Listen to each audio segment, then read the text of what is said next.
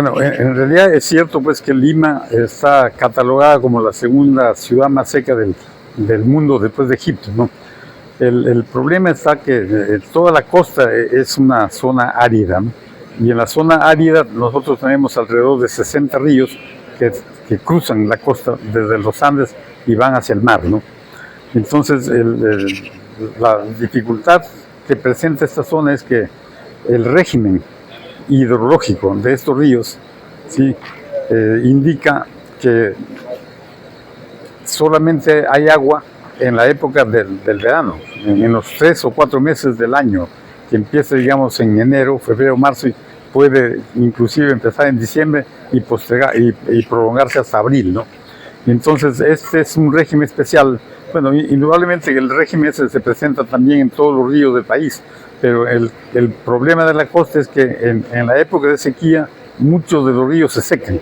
En cambio, en la Amazonía no se secan, simplemente disminuyen el caudal, ¿cierto?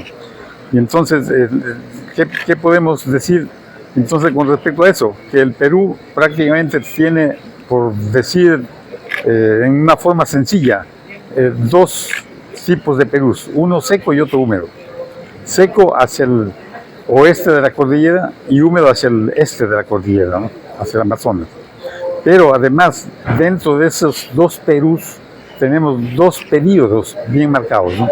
Sí, las estaciones del año son 4, pero los periodos hidrológicos se reflejan en 2. Uno, que es el Perú seco, que va prácticamente desde mayo hasta noviembre o diciembre, ¿sí? Y el Perú húmedo, que puede ir desde diciembre hasta abril, ¿no? Así que entonces en la costa casi el 80% de la masa total del agua que conducen los ríos va al mar. O sea, no podemos decir que se pierde, porque el régimen indica que también cierta cantidad de agua tiene que fluir para mantener la ecología en el río, en el mar, ¿no? En las playas. Pero, digamos, 80% de esa masa va hacia el mar y solamente se utiliza el 20%. Y de ese 20% que se utiliza, pues la eficiencia del mayor usuario de agua, que es la agricultura, no pasa del 40%, ¿sí? Entonces el mayor usuario es la agricultura y usa pues alrededor del 80% de todo el agua que utilizamos, ¿sí? Pero esta pérdida no solamente es en la agricultura, sino también en el agua poblacional, ¿no? ¿Sí? Así, puede ser por la falta de mantenimiento de los sistemas de abastecimiento o tal vez por el robo de agua, ¿no? O sea, tomas ilegales o irregulares, ¿no es cierto? Sí. Así que entonces eso es lo que se refleja como estrés hídrico en esta época de escasez de agua. Perú no aporta tanto a la emisión de CO2, es apenas el 0,4% a nivel global, ¿no? Y sin embargo nosotros tenemos los impactos del cambio climático, sobre todo en la deglaciación de los glaciares, ¿no? ¿Okay? Entonces, a pesar de que nosotros somos poco productores de CO2, recibimos los impactos. Con esto quiero decir que nosotros no somos realmente responsables del mayor impacto del cambio climático, pero sí recibimos la mayor parte de los impactos. ¿Por qué? Porque nuestra cordillera es la región donde está concentrada la mayor área de glaciares, ¿no? Y como lo han escuchado antes, ya prácticamente se ha perdido el 50% de los glaciares. Ahora bien, a la pregunta, los glaciares son un cuerpo de agua que alimentan a las aguas subterráneas y al caudal base de los ríos que tienen flujo todo el año. Como hemos dicho, algunos ríos de la costa se secan es porque no tienen alimentación de los glaciares. Y lo que tienen, por ejemplo, el río Santa o el Chili en Arequipa, entonces esos todavía hay glaciares que al derretirse el glaciar, entonces el agua va a formar parte del caudal base de los ríos, ¿no? ¿Okay? Entonces ese es el impacto del cambio. Y luego, por supuesto, si se van los glaciares, si se desaparecen los glaciares, entonces disminuye ese flujo base.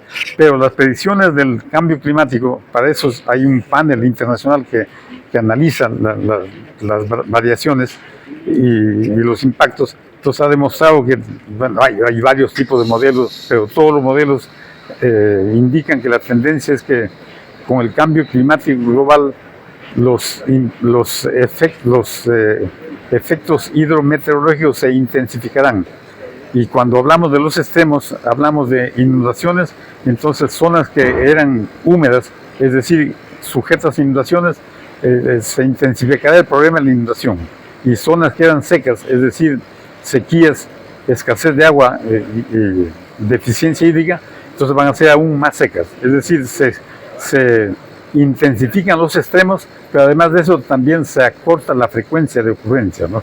Entonces el periodo de ocurrencia va a ser más corto. Esos serían los impactos directos del cambio climático. Bueno, en realidad el riego tecnificado es una cuestión de inversión, ¿no? Entonces, si hay la inversión, se puede ampliar rápidamente. Allí un problema es que las áreas de riego por gravedad son muy pequeñas, sobre todo en la zona de la sierra, áreas muy pequeñas que no son suficientes para amortizar las inversiones. Entonces en la costa sería más factible si hay grandes áreas y con inversión. Entonces es una cuestión de inversión, ¿ok? ¿Sí? Este evento de la Water Week es un evento sumamente importante y invitamos a todos los que nos vayan a escuchar que participen del 18 al 20 de este mes en la Universidad Nacional Agraria, ¿no? Y donde tendrán la oportunidad pues, de contactar a especialistas de todas las áreas de riego, de ambiente, de saneamiento, de minería, etcétera, y directamente con ellos, ¿no? ¿Okay?